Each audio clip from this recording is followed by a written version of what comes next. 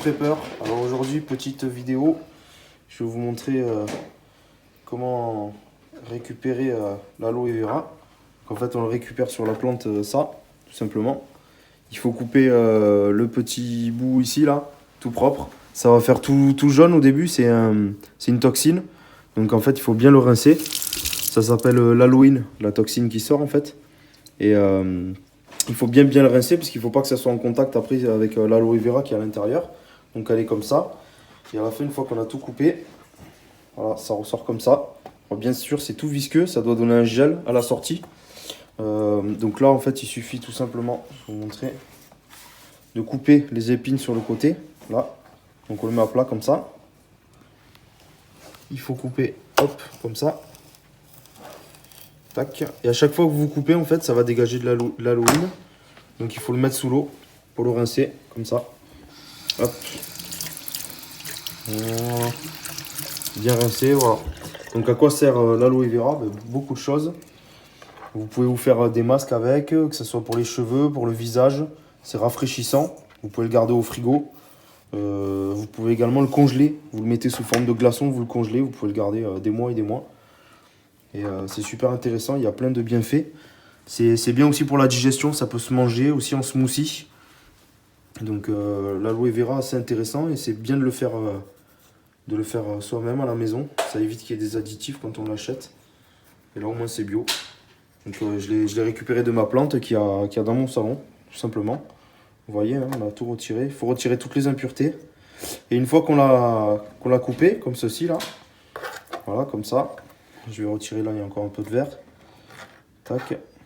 Hop. Un peu de verre. Une fois qu'on a fait ça, on le coupe en morceaux.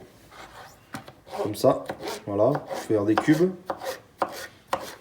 Hop. Tac. Voilà. Coupe en morceaux. Là, je récupère pour le mettre là-dedans. Là, j'ai pris un petit pot qui traînait là. Voilà. Ça fait des petits cubes de gelée en fait, c'est marrant. C'est assez agréable au toucher. Et en fait, une fois qu'ils sont dans le pot, vous pouvez aller les rincer à l'eau pour éviter qu'il y ait de l'aloïne encore dessus. Vous les rincez à l'eau. Et après, vous pouvez le mixer et puis ça vous fait une sorte de gel que vous laissez au frigo. Vous pouvez garder un bon mois au frigo. Donc là, en fait, pour vous montrer, une fois qu'ils étaient en cubes, je les ai mixés. Donc là, par exemple, avec le Thermomix, ça fait un liquide.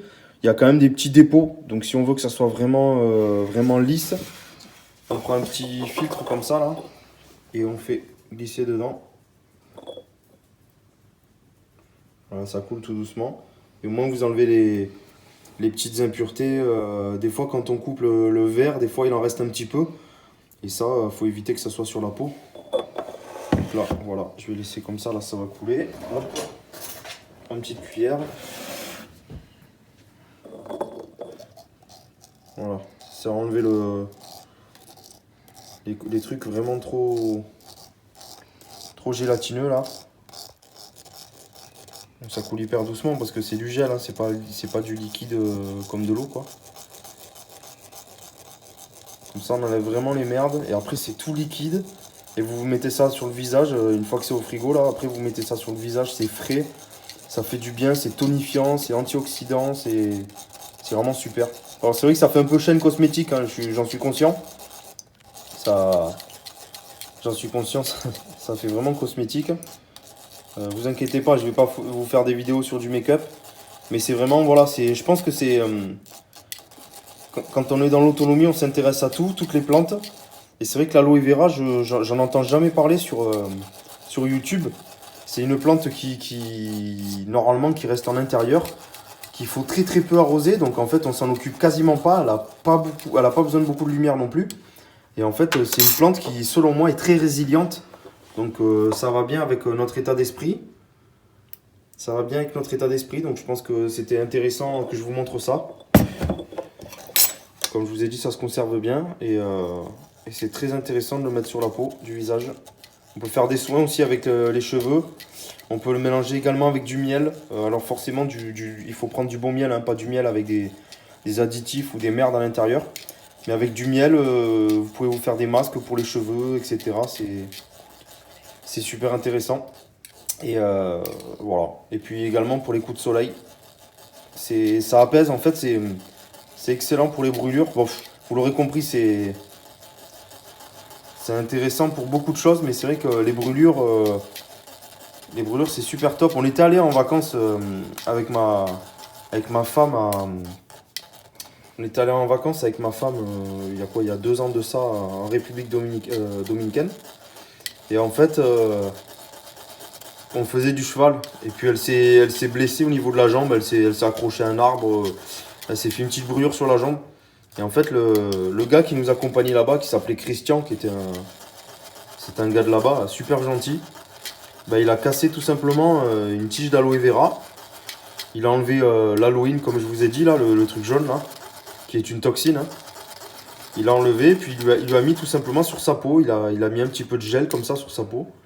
Et, ça l'a apaisé de suite. Donc ça apaise et ça favorise la cicatrisation.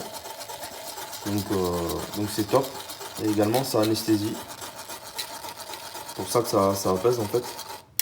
Voilà. Après il vous reste que ça quoi. Après vous pouvez toujours le garder ça, hein. Il faut pas forcément le jeter. Ça fait un petit peu gel. Mais après vous avez du liquide comme ça.